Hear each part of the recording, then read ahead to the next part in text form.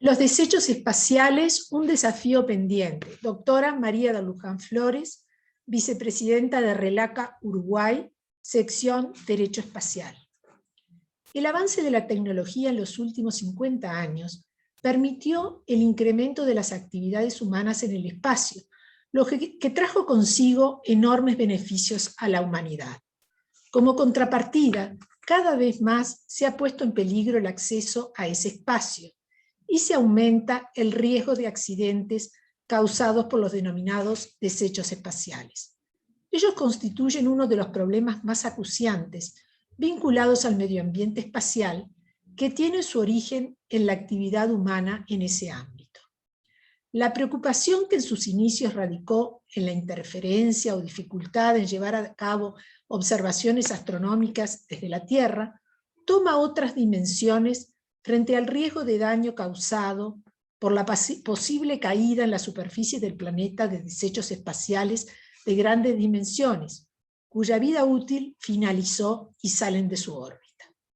Asimismo, tienen lugar explosiones en órbita provocadas por el remanente de energía a bordo de naves y cohetes, sumado al aumento del tráfico espacial. Cabe señalar que en casi 6 décadas de actividades espaciales se han llevado a cabo más de 5.000 lanzamientos, que determinaron alrededor de 43.000 objetos en órbita, de los cuales 23.000 son monitoreados y catalogados por programas de seguimiento, cubriendo objetos que se encuentran en la órbita baja de la Tierra y en la órbita geoestacionaria, cuyo tamaño es menor a 1 metro. De esa manera, de esa inmensa masa, solo un porcentaje menor son satélites en funciones. 24% de los objetos catalogados son satélites y en funciones menos de 1/3. Las pequeñas partículas de desecho viajan, según recientes informes de la NASA, alrededor de una velocidad de 17.500 millas por hora, de manera que una pequeña pieza de desecho orbital es capaz de dañar a un satélite o a una nave espacial. El cúmulo de circunstancias trajo como consecuencia contaminación del espacio, riesgo de colisión y daño a astronautas y satélites en funciones, sin perjuicio de otros daños eventuales en la superficie de la Tierra. No cabe duda que el espacio como recurso natural compartido es afectado por la continua producción de desechos y el crecimiento exponencial de pequeñas partículas que, de no adoptarse las medidas adecuadas, comprometen la viabilidad de su futura explotación. En este sentido, Kessler predijo que, a menos que se dé una solución drástica al problema, el acceso al espacio estaría probablemente impedido en el futuro. Según la teoría acuñada por el científico Donald Kessler, al que hicimos antes mención, muchos de los satélites en órbita que se cruzan generan una probabilidad finita de colisiones. A su vez, las colisiones de satélites producen numerosos fragmentos capaces, a su vez, de fragmentar otros satélites por colisión, creando aún más fragmentos. El resultado sería un incremento exponencial de objetos que en el tiempo crearían un cúmulo de desechos alrededor de la Tierra. De allí, un cinturón.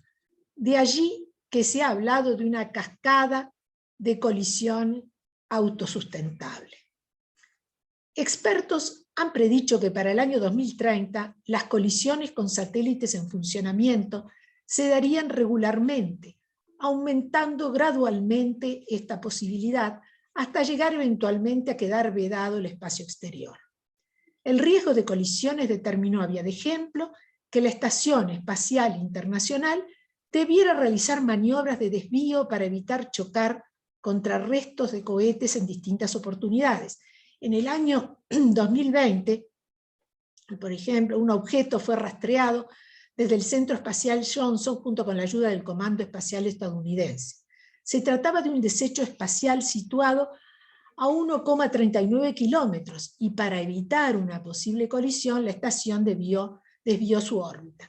Según el administrador de la NASA en ese momento, En un periodo de 2 semanas tuvieron lugar 3 posibles colisiones.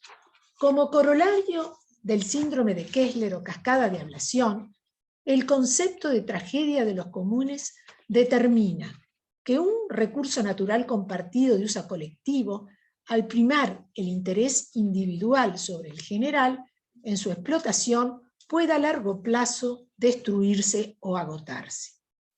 Siguiendo el razonamiento, los costos individuales de los usuarios del bien común son transferidos al medio ambiente orbital en la forma de desechos espaciales. Al analizarse la situación, debe tenerse presente que el espacio exterior y los cuerpos celestes constituyen una res communis humanitatis, siendo el sujeto de derecho la humanidad. El patrimonio común de la humanidad debe administrarse y gestionarse teniendo presente los derechos e intereses de las generaciones presentes y de las futuras. ¿Cómo se definen los desechos espaciales? Si bien el derecho espacial no los define, la mayoría de los instrumentos que se refieren a ellos ponen énfasis en 2 elementos: el ser hechos por el hombre y en su funcionalidad. Existen desechos espaciales naturales y artificiales. Los primeros no son creados o producidos por el ser humano. Es el caso de los asteroides o el polvo cósmico. El Acuerdo sobre la Luna, en su numeral 3, artículo 1, los excluye de su ámbito de aplicación. Los desechos artificiales o desechos espaciales a los que nos referiremos tienen su origen en la actividad humana. En cuanto al segundo elemento, la funcionalidad, es lo que distingue el desecho espacial del objeto espacial, ya que ambos son artificiales, pero el último mencionado tiene una finalidad: se creó para ser usado en el espacio. El desecho o basura espacial carece de finalidad, solo transita en el espacio. El objeto espacial se transforma en desecho cuando pierde su finalidad. La distinción reviste interés desde el punto de vista jurídico, lo que se percibe al analizar las normas sobre responsabilidad que rigen en materia espacial. En efecto, al daño que provoque un objeto espacial o sus componentes, le es aplicable el convenio sobre responsabilidad, siendo posible la reparación, artículos 1A, 2 y 3. Además, el artículo 8 del Tratado del Espacio y el convenio sobre el registro determinan que el Estado que ha registrado el objeto espacial lanzado al espacio exterior retenga su jurisdicción y control sobre el mismo, no haciendo referencia al abandono, es decir, cuándo y cómo se produce. Puede ocurrir que no se quiera definir a un satélite fuera de servicio como desecho espacial para conservar el espacio orbital y luego sustituirlo por otro satélite, aunque no se puede perder de vista el artículo 2 del Tratado del Espacio, que prohíbe la apropiación nacional por reivindicación de soberanía, uso u ocupación, ni de ninguna otra manera. Retener la jurisdicción y control implica retener la responsabilidad. Cuando el estado de lanzamiento abandona un objeto espacial, no abandona sus deberes. Los tratados de derecho espacial no prevén la terminación de la jurisdicción sobre el objeto espacial, por lo que cabe plantearse si un tercer estado puede retirar de una órbita a un objeto espacial sin el consentimiento, es decir, unilateralmente. Lo que estaría en juego es la soberanía del Estado que tiene jurisdicción sobre el objeto. Hay varios elementos a tener en cuenta cuando se procede a retirar un objeto, si está en funciones o no, cuáles son las circunstancias y las consecuencias, quién lo determina, entre otros factores.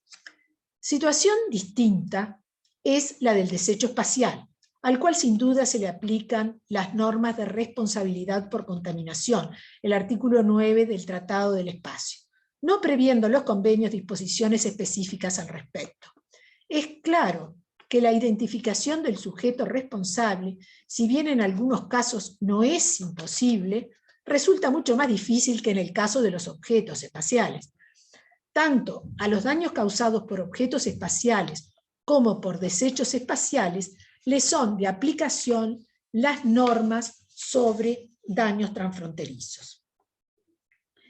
En las directrices para la reducción de desechos espaciales la Comisión sobre la Utilización del Espacio Ultraterrestre con fines pacíficos, COPUOS, se refiere a los desechos como todos los objetos artificiales, incluidos sus fragmentos y los elementos de esos fragmentos que están en órbita terrestre o que reingresan a la atmósfera y que no son funcionales. Estas directrices, elaboradas por el Comité Interinstitucional de Coordinación en Materia de Desechos Espaciales, IADC, y luego adoptadas por la Comisión sobre la Utilización del Espacio Ultraterrestre con fines pacíficos, cuya adopción individual se recomienda, reflejan la práctica existente en ese momento. En ella se aborda tanto los desechos a ser desorbitados a corto plazo en la órbita baja de la Tierra, LEO, como aquellos de largo plazo de la órbita geoestacionaria, de GEO. En los hechos, las directrices han servido para mitigar las consecuencias negativas de la chatarra espacial al reducir la cantidad de nuevos desechos, se identifican y da difusión a las distintas vías que procuran su reducción. No obstante lo cual, estos desechos siguen produciéndose y no ha habido una verdadera solución al problema. Desde fines de los 50 hasta principios de la década del 2000, el crecimiento de los desechos espaciales fue lineal, cambiando la situación a partir de dos acontecimientos. La destrucción en 2007 del satélite meteorológico Fenyun-IC y en 2009 la primera colisión entre dos satélites, Cosmos 2251 fuera de servicio y el Iridium 33 activo, lo cual produjo, de acuerdo al catálogo de la Red de Vigilancia Espacial, en menos de 5 años cerca de 5.500 desechos espaciales. Si bien las colisiones traen graves consecuencias al medio ambiente espacial, teniendo presente el síndrome de Kessler, el mayor daño puede ser producido por la contaminación radioactiva. En efecto, al riesgo al medio ambiente que constituyen las fuentes de poder nuclear utilizadas en las actividades espaciales, sobre todo para misiones de larga duración, se suma la posibilidad de colisión con desechos espaciales que al impactar pueden aumentar la cantidad de partículas radiactivas. Todo ello potencia la contaminación tanto en el espacio como en la Tierra, cuando los objetos caen en la superficie, ¿no? Eso fue lo que ocurrió, había de ejemplo con el Cosmos 954, que se desintegró esparciendo desechos radioactivos al norte de Canadá. Los procedimientos de eliminación de desechos hasta el momento no han sido lo suficientemente eficaces para eliminar la amenaza que los desechos espaciales implican. Los sistemas espaciales informaron que no hay técnicas infalibles para el seguimiento y mitigación de desechos espaciales, cuyo tamaño oscile entre 1 y 10 centímetros, los que pueden causar daños significativos a satélites, vehículos espaciales y estaciones espaciales. Se estima que los desechos podrían colisionar a una velocidad mayor a 48.280 kilómetros por hora. COPUOS señaló que el mayor desafío de las operaciones del espacio es evitar las colisiones y agregó que la solución de los desechos espaciales entraña la acción conjunta de todos los participantes. Recientemente, la Agencia Espacial Europea enfatizó la necesidad de que en el mundo se procurara aplicar medidas de mitigación de desechos lucrativas. En este sentido, un grupo de científicos se abocó al estudio de técnicas que cambien los desechos en energía para múltiples aplicaciones de la Estación Espacial Internacional. Se trata de una prueba teórica sobre el reciclado de desechos espaciales y un sistema de conversión de energía en la Estación Espacial Internacional, una escoba diseñada con un Una doble cabeza electromagnética se adapta para recoger desechos espaciales de distintos tamaños y luego los transforma a través de distintas etapas. Y esto podría ser, los desechos al final pueden ser empleados como combustibles para propulsión de las naves, así como para otros usos, como por ejemplo el farmacéutico. Una mirada al tema de los desechos espaciales permite concluir que falta un marco jurídico adecuado que regule esta materia. Si bien han habido esfuerzos traducidos en proyectos de convenciones y códigos de conducta, así como directrices que, como su nombre lo indica, no son vinculantes, es necesario pasar a otra etapa, creando normas jurídicas de manera de acompañar el avance tecnológico y aún anticiparse como ha sido la tradición en esta materia. En primer término, sería conveniente la elaboración en el ámbito de Naciones Unidas de un instrumento multilateral, una convención, que defina distintos conceptos como el de contaminación, desechos espaciales, objeto espacial, jurisdicción y control, colisión con desechos, abandono, responsabilidad y reparación, superando las limitaciones contenidas en los tratados del espacio exterior actualmente vigentes. Había de ejemplo el mecanismo de consultas contemplado en el artículo 9 del Tratado del Espacio de 1967 debería de ser desarrollado y precisado en el sentido que no pone fecha límite a las consultas, su contenido es vago y no hay un tercero que decida en caso de conflicto, es decir, que debería de preverse un mecanismo adecuado de solución de controversias. Asimismo, las medidas de eliminación y mitigación deben ser obligatorias, siendo particularmente importante la prevención, el principio del uso equitativo y razonable de los recursos compartidos, el principio precautorio, y también prever obligaciones generales como la de cooperación, entre otras. En el documento deben estar especialmente consignados tanto los principios de derecho internacional general, derecho internacional del medio ambiente y de derecho espacial. Es fundamental tener presente que el espacio exterior, la Luna y otros cuerpos celestes son patrimonio común de la humanidad. Un aspecto a destacar es la jurisprudencia, especialmente en materia ambiental, y los desarrollos que ha tenido en los últimos años vinculada al daño transfronterizo.